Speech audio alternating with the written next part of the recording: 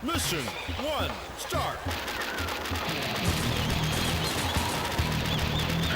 Metal Slug 5 weighs in at a whopping 708 megs. That's the same as Metal Slug 3. This 2003 release was developed by SNK Playmore and Noise Factory and marks a return to form for the series. While never able to truly garner the same level of excitement as Metal Slug X or 3, Metal Slug 5 is a much more polished game than Metal Slug 4 was. The first thing you'll notice right off the bat is that the original quartet are back. That's Marco, Fio, Erie, and Tarma, baby. This made longtime fans such as myself pretty happy to have the original gang back together. Following what Metal Slug 4 did in terms of trying to focus more on the human soldiers, 5 actually doesn't feature any alien zombies or anything else like that. This one is all about human soldiers, tribesmen, and a demon deity for a boss. Mix all of that with robots and you've got a distinctly different Metal Slug game. Right away you can see that much more attention went into the development of this game compared to part 4. Sure, some of the sprites are recycled, but there are a lot more new ones now, and tons of new animations and lots and lots of great new environments compared to what we saw in the previous game. The use of color is also really impressive and the stages are quite varied. You go from a dense forest area to an industrial factory and well, it's awesome. I truly love some of the new enemies that are thrown in this game, such as the tribesmen throwing spears at you. It's classic. I also really love the parallax scrolling, and I'm glad that it makes a welcome return here in just about every single stage. I also have to single out the soundtrack as it's absolutely awesome. The metal rock kicks all sorts of ass and will have you jazzed up to kill everything and anything in your path, and that's big kudos to Noise Factory there. It's really great stuff. The biggest difference with Metal Slug 5 is actually gameplay related. You can now perform a slide attack or a slide move by pressing down and the jump button.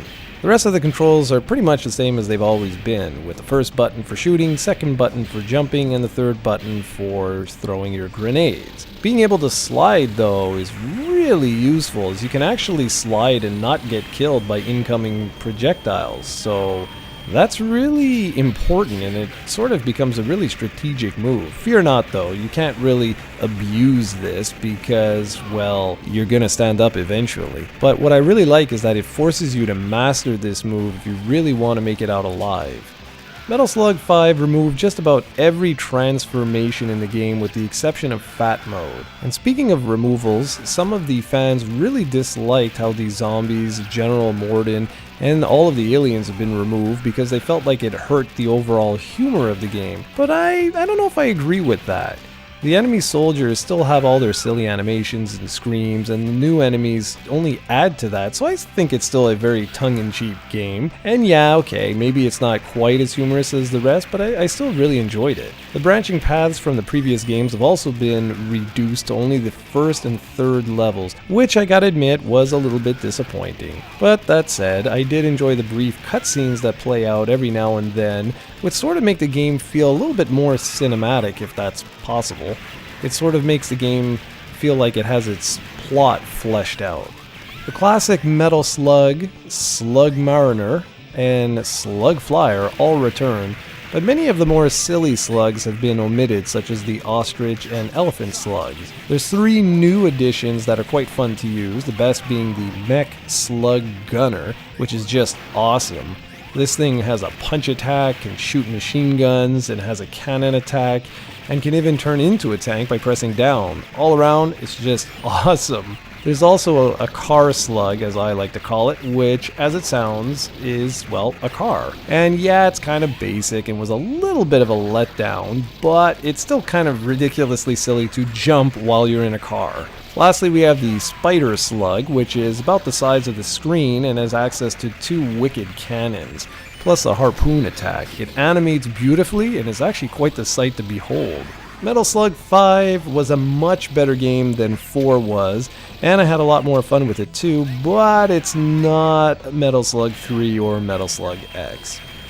So that means it's not really the best game in the series, but it's certainly worth checking out, as it was the last Metal Slug game to be released on the MVS hardware. After this, the series would see one installment on the Atomic Wave before Metal Slug 7 would hit the Nintendo DS, and after that, well, that is it.